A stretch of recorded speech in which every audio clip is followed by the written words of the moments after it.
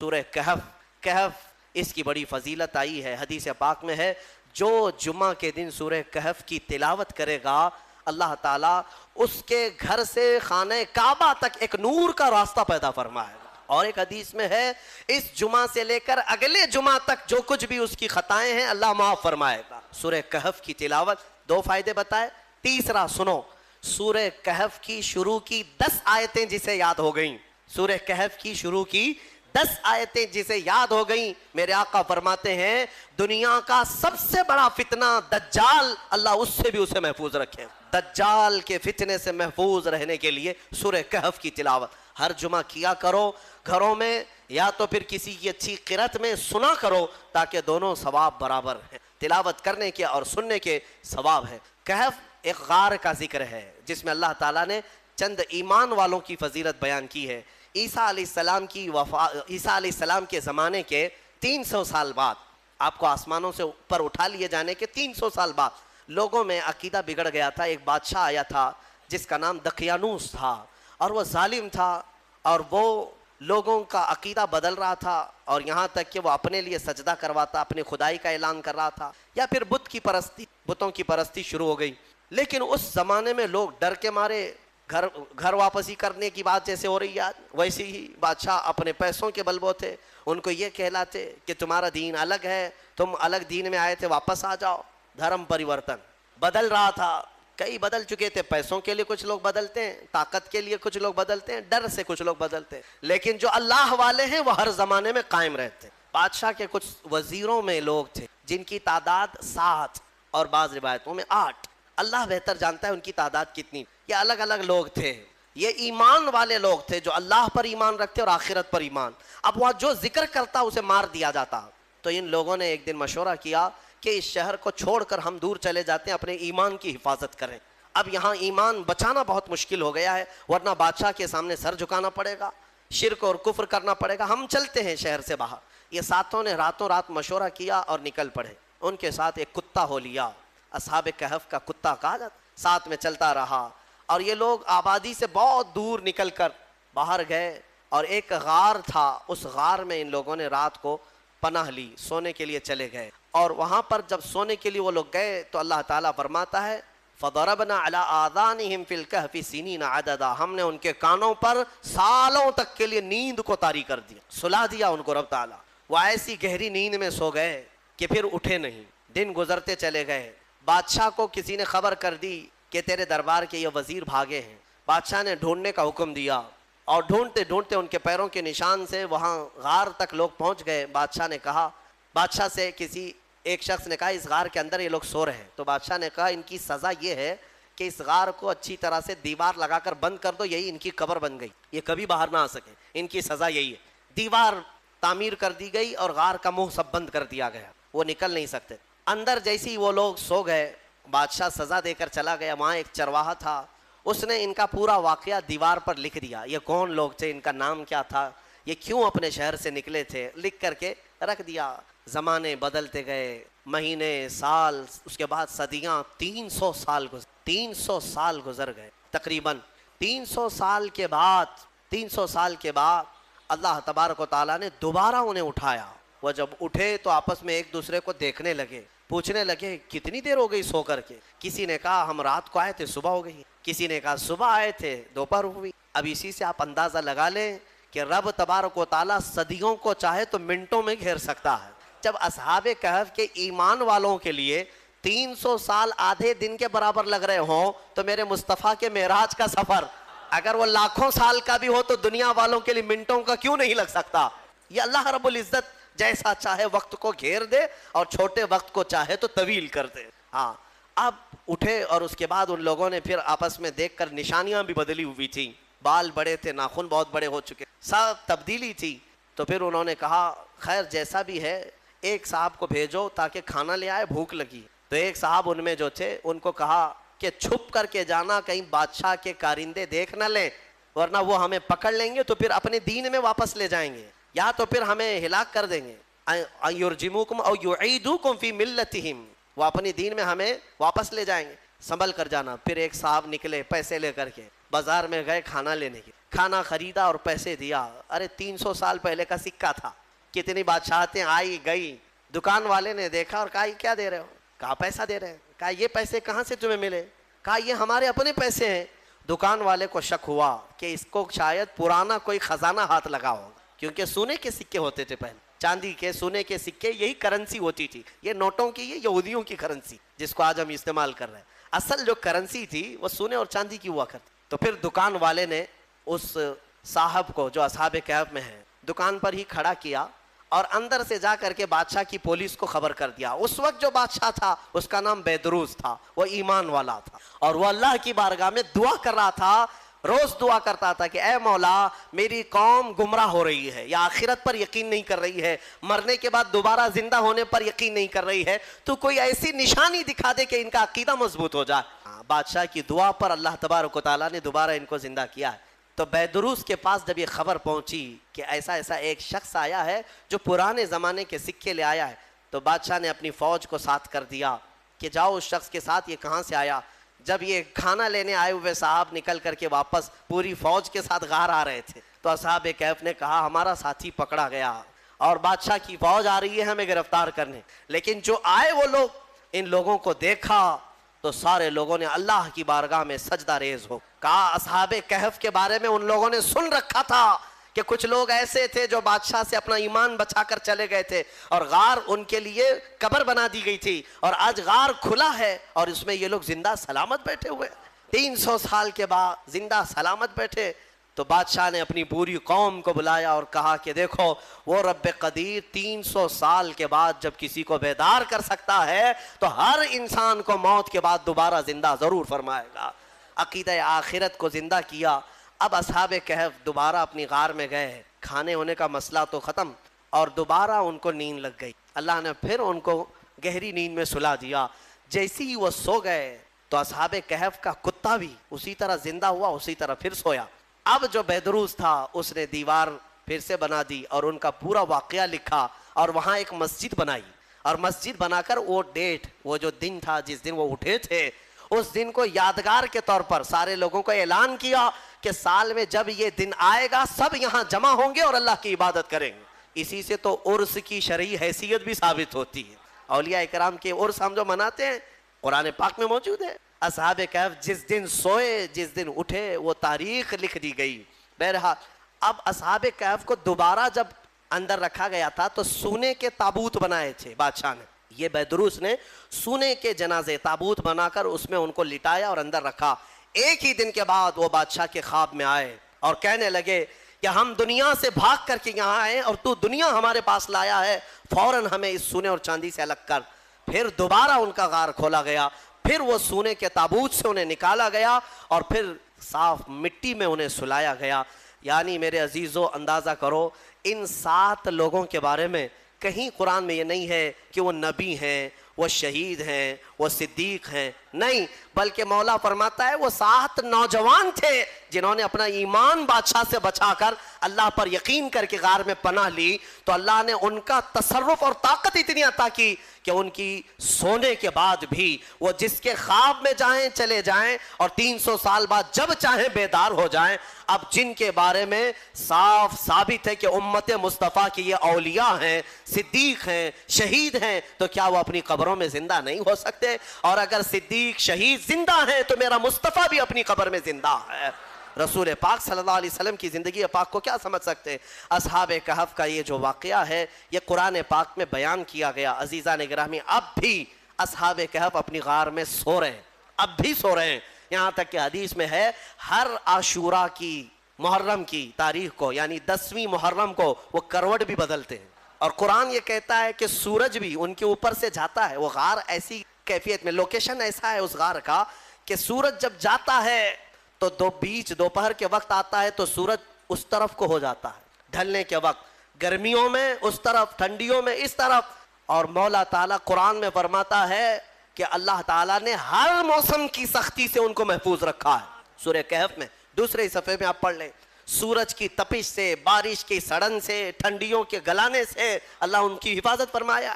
اور پھر فرماتا ہے وَتَحْسَبُهُمْ أَيْقَاظًا وَهُمْ رُقُودٌ، تم اگر ان کو دیکھو گے اللہ فرماتا ہے تو تمہیں وہ جاگتے ہوئے نظر آئیں گے.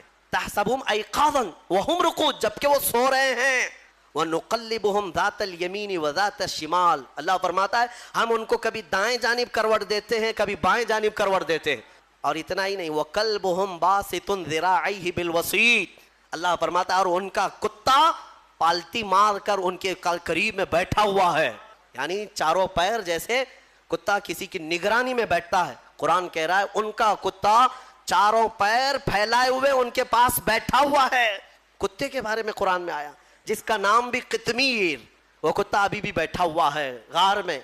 और रब ताला ये भी फरमाता है तुम उन्हें देख नहीं सकोगे, अगर देखने की कोशिश करोगे लवल्लैत मिनहुम फिरारा वलमुलित मिनहुम रुअबा, तुम पीठ फेर कर भाग जाओगे, ऐसा रौब हम तारी करेंगे, रौब तारी हो जाएगा, कोई देख नहीं सकेगा वो किस कैफियत में है। अल्लाह उनकी हिफाजत कर रहा है। अब मैं इस पूरे सूरह कहफ के बाद आखिर में एक जुमला ज़रूर कहना चाहूँगा।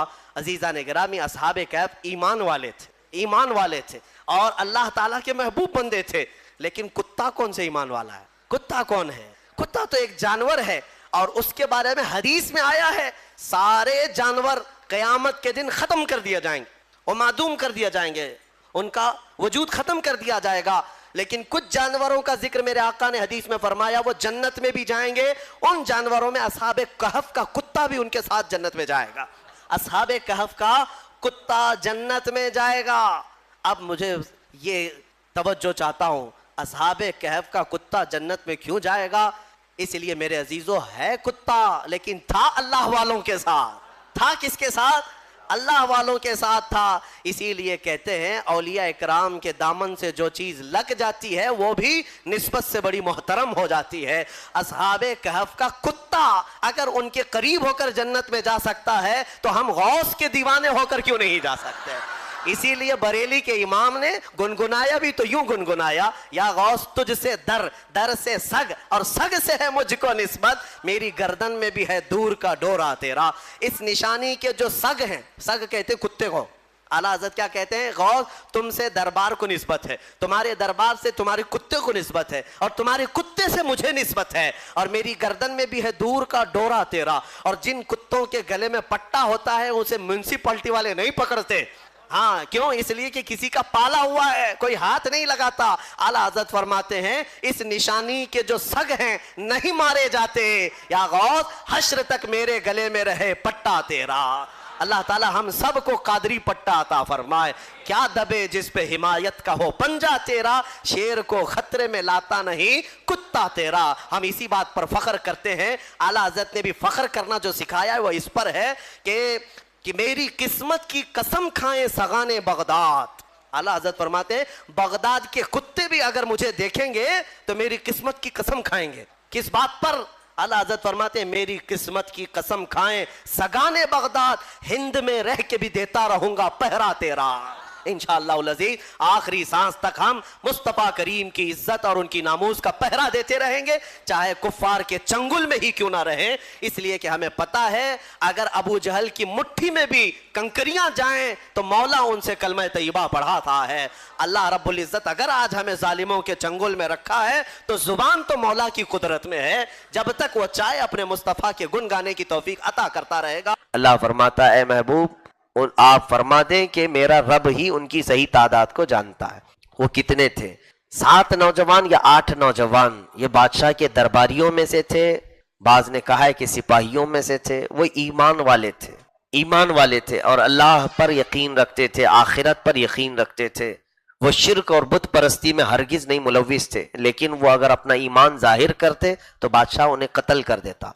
बादशाह ने बहुत जुल्म किया था, जिसके अंदर भी ईमान का थोड़ा सा भी शायबा उसको हुआ उसके साथ उसने बहुत सख्त तरीन सलूक किया, या तो फांसी पर चढ़ाया गया या फिर उसे जला दिया गया या कत्ल कर दिया गया। तो ये नौजवानों ने अपना ईमान छुपाए रखा, लेकिन कब तक छुपाते? एक बार ऐसा हुआ कि ये आपस में मिल करके कुछ बातचीत कर रहे थे। बादशाह तक को खबर हो गई कि मेरे दरबारियों में से कुछ लोग ऐसे हैं जो मेरे दीन पर कायम नहीं है, वो दीन ईसाइयत पर हैं, अल्लाह को एक मानते हैं, ईसा को रसूल मानते हैं। तो जैसे ही उसको खबर हुई तो इन नौजवानों को भी ये खबर हो गई कि बादशाह तक हमारे हालात मालूम हो गए, अब हमारा जाना वहां पर मुनासिब नहीं। तो इन 7 नौजवानों ने या 8 جو بھی ہیں، ان لوگوں نے ارادہ کیا کہ ہم شہر چھوڑ کر کے نکلتے ہیں۔ تو ان لوگوں نے صبح سویرے، یعنی صبح سورج نکلنے سے پہلے رات کے تھوڑے سے حصے میں یہ نکل پڑے اور شہر بھی چھوڑ دیا۔ بیچ راستے میں ایک اور صاحب ان سے ملاقات کیے، ان کو بھی اپنے ساتھ لے لیا۔ تقریباً یہ 8 ہو گئے۔ وہ پیشے سے کپڑے دھونے کا کام کرتے، تو ان کے ساتھ ایک کتا بھی تھا، وہ کتا بھی پیچھے ہو لیا۔ تو ان نوجوانوں نے پکار کر کے کہا، ارے اس کتے کو چھوڑو، یہ بھونکے گا تو ہم سب کو خبر کر دے گا، یہ بھونکے گا تو ہمارے ہونے کا لوگوں کو احساس ہو جائے گا۔ تو کتے کو اسی وقت اللہ تعالیٰ نے فصیح زبان عطا کی۔ وہ کتا ان سب نوجوانوں کو جواب دینے لگا ان کی زبان میں کہ اے لوگوں، اے نوجوانوں، میں تمہیں مشکل میں نہیں ڈالوں گا، تمہاری حفاظت پر مامور رہوں گا۔ تو اس کو ساتھ لے لیا کتے کو۔ جب ایک جانور بات کرنے لگے تو پھر یہ حیرت کی بات ہے، انہیں اندازہ ہو گیا کہ اب اللہ تعالی ہمارے رحم فرمائے گا اور ہماری حفاظت فرمائے گا۔ تو یہ نوجوان نکل کر کے شہر سے کافی دور ایک غار میں جا کر پناہ لیتے ہیں۔ غار پہاڑوں کے بیچ میں پتھروں سے ڈھکا ہوا ایک غار، اوپر سے کھلا ہوا ہے۔ تو اس غار میں یہ لوگ اندر گئے، جا کر کے سوئے۔ اللہ فرماتا فَضَرَبْنَا عَلَىٰ آذَانِهِمْ فِي الْكَهْفِ سِنِينَ عَدَدًا، اللہ تعالیٰ نے ان پر نیند کو، ان کے کانوں پر نیند کو طاری کر دیا، ایسے کہ جیسے کہ موت والی نیند ہوتی ہے، وہ سو گئے۔ وہ جتنے اصحاب کہف تھے اندر سو گئے، تو ایسی ان کو نیند طاری ہو گئی کہ وہ ہوش میں بھی نہ آئیں، اٹھ نہ سکیں، اس طرح کی نیند ان پر طاری ہو گئی۔ اسی لیے حکمہ نے کہا ہے کہ نیند موت کی بہن ہے، جب بھی سوتے ہو توبہ کر کے سو، یہی نیند تمہاری آخری نیند بھی ہو سکتی ہے۔ مردہ جو سو جاتا ہے اور پھر ہم رات کو بستر میں سوتے ہیں، دونوں میں زیادہ فرق نہیں ہوتا، ہم بھی ہوش میں نہیں ہوتے اور وہ بھی ہوش میں نہیں ہوتا، لیکن بسا اوقات مردہ سارے لوگوں کو دیکھ رہا ہوتا ہے اور ہم کو تو خبر بھی نہیں ہوتی ہمارے آس پاس کون ہوتا ہے۔ تو موت کے قریب ہوتے ہیں ہم نیند میں، اسی لیے سو کر اٹھنے کے بعد جو ایک دعا ہے آپ کو یاد ہونی چاہیے، الحمدللہ الذی احیانا بعد ما اماتنا۔ دعا بھی میرے آقا نے یوں سکھائی ہے، یوں کہو تمام تعریفیں اس اللہ کے لیے جس نے ہمیں موت کے بعد دوبارہ اٹھایا ہے۔ ہر دن ہم یہ پڑھتے ہیں، ہمیں موت کے بعد دوبارہ اٹھایا ہے۔ خیر، تو وہ اصحاب کہف سو گئے اپنے غار میں۔ اب بادشاہ کو، یہاں بادشاہ دقیانوس کو خبر ہو گئی کہ یہ میرے درباری، میرے جو وزیر، میرے سپاہی تھے، یہ کہاں چلے گئے۔ لوگوں نے کہا کہ وہ ایمان والے لوگ تھے، وہ تیرے دین پر نہیں تھے، وہ تجھ سے جان چھڑا کر نکل گئے۔ تو بادشاہ بڑے غصے میں آیا، کہا ان کی تلاشی کی جائے، ان کے پیچھے پولیس لگا دی جائے تلاشی کے لیے۔ لوگ ڈھونڈتے ڈھونڈتے جب ان کا پتہ معلوم کیا تو پتہ چل گیا کہ فلاں غار کی طرف ان کو جاتے ہوئے کچھ لوگوں نے دیکھا تھا۔ تو وہاں تک بادشاہ پہنچ گیا۔ جب غار کے اندر دیکھا گیا تو یہ مست نیند میں سو رہے تھے۔ تو بادشاہ نے آرڈر دیا کہ ان کے لیے میری طرف سے سزا یہ ہے کہ غار کا منہ بند کر دو چاروں طرف سے، کہ یہ کہیں سے نکل نہ سکے، یہی ان کی قبر بن جائے۔ تو مضبوط پتھروں سے اس غار کو باندھ کر کے ختم کر دیا گیا، یعنی ایسے کہ اس میں داخل ہونے کا بھی کوئی راستہ نہیں، باہر نکلنے کا بھی کوئی راستہ نہیں۔ ان کی وہیں پر قبر بن گئی، ان کے گمان میں، بادشاہ کے گمان میں۔ تو بادشاہ نے کہا مجھ سے جو جان چھڑا کر کے جائے گا اور میرے دین پر جو قائم نہ ہوگا، اس کا یہی حشر ہوگا، انجام ہوگا۔ لیکن اسے معلوم نہیں کہ یہ اللہ کی حفاظت میں آئے ہوئے تھے۔ رب تبارک و تعالیٰ ان کی کیسی حفاظت کر رہا ہے، اللہ اکبر۔ یہ لوگ چلے گئے دیوار باندھ کر۔ ایک چرواہا تھا وہاں پر، اس نے دیکھا یہ سارا واقعہ، اس نے وہاں پر دیوار پر پورا واقعہ لکھ دیا تھا کہ یہ لوگ، ان کا نام یہ ہے، یہ لوگ بادشاہ سے اپنا ایمان بچا کر کے نکلے تھے، تو بادشاہ نے ان کے غار کے اوپر دیوار بنا دی اور ان کو یہیں پر اندر ختم کر دیا گیا ہے۔ تو ایک دیوار پر اس نے پورا واقعہ لکھ دیا تھا۔ یہ بات آئی گئی، ختم ہو گئی۔ بادشاہوں کے دور آتے ہیں جاتے ہیں، ختم ہو گئے۔ کب تک رہے گا ظلم کا دور؟ بڑے بڑے ہلاک و برباد ہو گئے، کرسیاں ہل جاتی ہیں۔ فرعون اور نمرود کی کرسی باقی نہیں رہی، تو پھر دوسرے کی کیا ہے، جن کو پوری دنیا کی حکومت پر غرور تھا۔ دقیانوس بھی ختم ہو گیا، اس کے بعد پھر دوسرے آئے سلطنتیں، پھر دوسری آئی۔ زمانہ گزرا 300 سال کا، 300 سال گزر گئے۔ وَلَبِثُوا فِي كَهْفِهِمْ 300 سِنِينَ وَازْدَادُوا 9۔ اللہ فرماتا ہے کہ وہ اپنے غار میں 309 سال تک سوتے رہے. 309 سال یہ جو بتایا گیا ہے اس کی وجہ یہ ہے کہ تاریخ جو ہے شمسی اور قمری الگ ہوتی ہے. انگریزی تاریخ جو بولتے ہیں جنوری، فیبروری، مارچ، اپریل، اس کے دن جو ہے تھوڑے زیادہ ہیں، اور ہم جو چاند کے حساب سے جو کیلنڈر دیکھتے ہیں محرم، صفر، ربیع الاول، اس کے دن سال میں کم ہیں. تو یوں سمجھ لیجئے کہ 100 سال میں 3 سال کا فرق آ جاتا ہے. ہر سال میں 10 دن کا فرق آتا ہے نا، ہر سال میں 10 دن یہ گھٹ جاتے ہیں. اس طرح 100 سال میں 3 سال کا فرق آ جاتا ہے. تو 300 سال میں یہ چاند کے سال 309 سال ہو گئے، اور وہ انگریزی تاریخ کے اعتبار سے 300 ہی سال تھے. بہرحال قرآن میں یہ بات آئی ہے اس لیے میں نے عرض کیا. 309 سال گزر جانے کے بعد اب جو اس علاقے میں ایک دوسرا بادشاہ آیا بیدروس نام کا، وہ اچھا بادشاہ تھا، نیک، عادل اور منصف، عبادت گزار، آخرت پر یقین رکھنے والا، ایمان والا. لیکن اس کی قوم میں بہت سارے لوگ آخرت پر انکار کر رہے تھے. نہیں، مرنے کے بعد اٹھنا نہیں ہے، جو ہے یہی ہے، دنیا ہے. تو اس نے بہت لوگوں کی اصلاح اور ہدایت کے کام کیے، سمجھائے. لوگوں کو جب تک کوئی نشانی نہیں دکھتی جلدی کوئی مانتے نہیں، ڈھیٹ قسم کے جو لوگ ہوتے ہیں. تو بادشاہ روزانہ اللہ کی بارگاہ میں یہ دعا کرتا تھا کہ اے رب ذوالجلال، کوئی نشانی بتا میری قوم کو تاکہ یہ مرنے کے بعد دوبارہ اٹھائے جانے پر ایمان لے آئیں. یہ لوگ آخرت پر ایمان نہیں رکھتے، مرنے کے بعد دوبارہ زندہ ہونے پر یہ یقین نہیں رکھتے. ایک عادل بادشاہ کی دعا بہت جلد اللہ کی بارگاہ میں قبول ہوتی، ظالم کی نہیں. ظالم بادشاہ کے ہوتے ہوئے تو پورے ملک کی برکتیں اٹھا لی جاتی، جیسے ہمارے ملک میں برکت ختم ہو رہی ہے. بہرحال 309 سال کے بعد ایک دن آیا جب یہ اصحاب کہف غار میں اچانک اٹھ گئے. بلکہ اللہ فرماتا ہے وَكَذَلِكَ بَعَثْنَاهُمْ، ہم نے انہیں اٹھایا. اب آپس میں وہ لوگ جیسے اٹھے، سب کی نیند ایک ساتھ کھلی، ایک دوسرے کو سوال کرنے لگے. لِيَتَسَاءَلُوا بَيْنَهُمْ قَالَ قَائِلٌ مِّنْهُمْ كَمْ لَبِثْتُمْ، ان میں سے ایک نوجوان نے کہا ارے کتنا سوئے ہم لوگ، کچھ زیادہ تو نہیں ہو گیا. یہ سوال پوچھنے کی وجہ یہ تھی کہ ان کو جسم کے حصے تبدیل ہوتے ہوئے نظر آئے، ناخن بڑے ہوئے تھے، بال بڑے ہوئے تھے. تو کسی نے کہا قالوا لبثنا یوما او بعض یوم، ارے ہم تو صبح آئے تھے، ابھی دوپہر ہو رہی ہے، اتنا ہی سوئے ہیں ہم لوگ. تو پھر کسی کو شک ہوا ان میں سے، انہوں نے کہا قالوا ربکم اعلم بما لبثتم، چھوڑو یہ سب ڈسکس، ہمارا رب ہی بہتر جانتا ہے ہم کتنی دیر سوئے تھے، وہی سلاتا ہے وہی اٹھاتا ہے. ان میں سے کسی کو یہ چیز معلوم نہیں ہو رہی ہے کہ وہ 300 سال سوئے. اور جب رب تبارک و تعالیٰ کسی کو سلائے تو اسے ساری چیزوں سے بے نیاز کر کے سلاتا ہے، اور جب اٹھاتا ہے تو زمانے کا اندازہ بھی نہیں ہوتا ہے.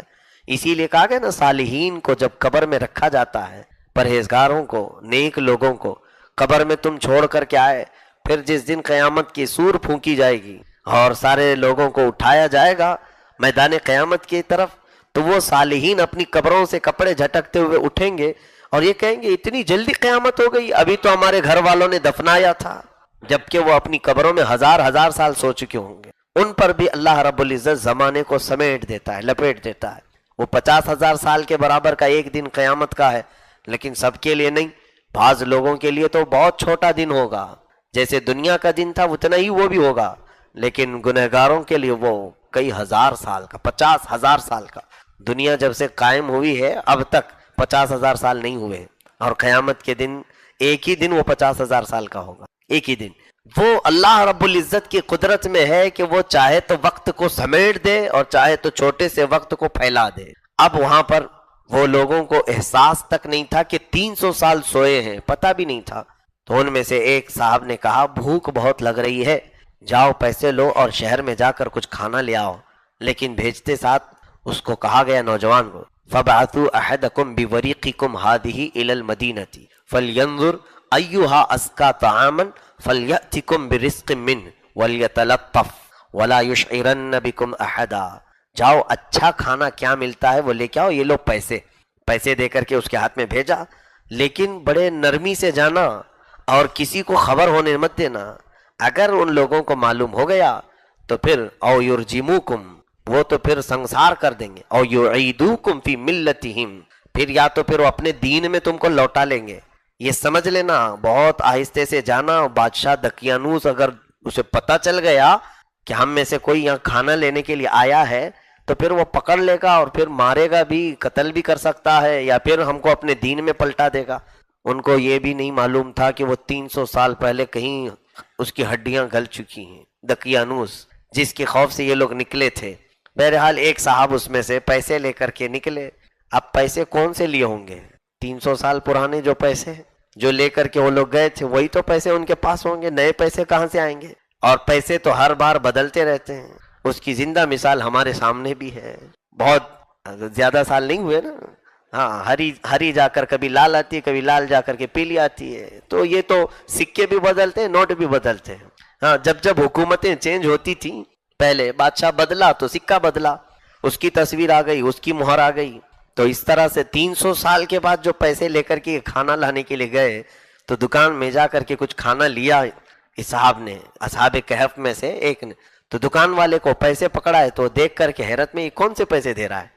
اس کا تو کوئی رواج ہی نہیں ہے، کوئی چلن بھی نہیں، اور آس پاس میں کوئی اس طرح کا سکہ چلتا ہوا بھی ہم نے سنا نہیں، اور کوئی پرانی حکومت میں بھی نہیں ہے، بہت پرانا، 300 سال پہلے کی بات ہے۔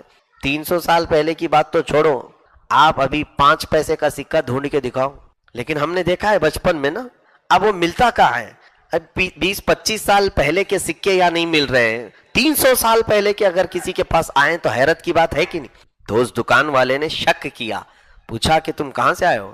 کہا کہیں سے نہیں، ہم تو یہاں سے نکلے تھے اور غار میں ہم سوئے ہوئے، میرے دوسرے دیگر ساتھی کھانا لینے کے لیے ان کے پاس آیا۔ تو اس دکان والے نے سوچا کہ اس کو کوئی غیب سے خزانہ ہاتھ میں آیا ہے، شاہی خزانہ اس کے پاس لگا ہوگا، پرانی دولت، اور اس میں سے تھوڑے تھوڑے سکے لے کر کے خریداری کے لیے آ رہا ہے۔ تو اس نے وہاں کھڑا کیا اس کو دکان پر، اصحاب کہف کے اس صاحب کو، اور جا کر کے پولیس کو خبر کر دیا، میری دکان پر ایک ایسا شخص آیا ہے جس کے پاس بہت پرانے پیسے ہیں، بہت پرانے پیسے ہیں، اور مجھے لگتا ہے کہ اس کے ہاتھ میں کوئی شاہی خزانہ آیا ہے۔ تو پولیس آئی بادشاہ کی، اور اصحاب کہف کے جو یہ ساتھی کھانا لینے آئے تھے ان کو پکڑ لیا، لے کر کے بادشاہ کے پاس پہنچا دیے۔ کہا سچ سچ بتاؤ یہ پیسے کہاں سے آئے؟ انہوں نے کہا اللہ گواہ ہے، میں نے کسی کی چوری نہیں کی، ہمارے اپنے پیسے ہیں۔ کہا یہ کہاں سے آئے؟ کہا کل تو ہم لوگ یہاں سے نکلے تھے یہی پیسے لے کر کے۔ تو سب کو شک ہونے لگا۔ پھر بادشاہ جو منصف تھا، ایمان والا تھا، اس کو علم بھی تھا بہت سارا، اس نے غور سے سنا اس صاحب کی بات، کہا پوری بات بتاؤ۔ تو اس نوجوان نے کہا آپ کی جگہ پر کوئی اور بیٹھا ہوا تھا، بادشاہ سلامت،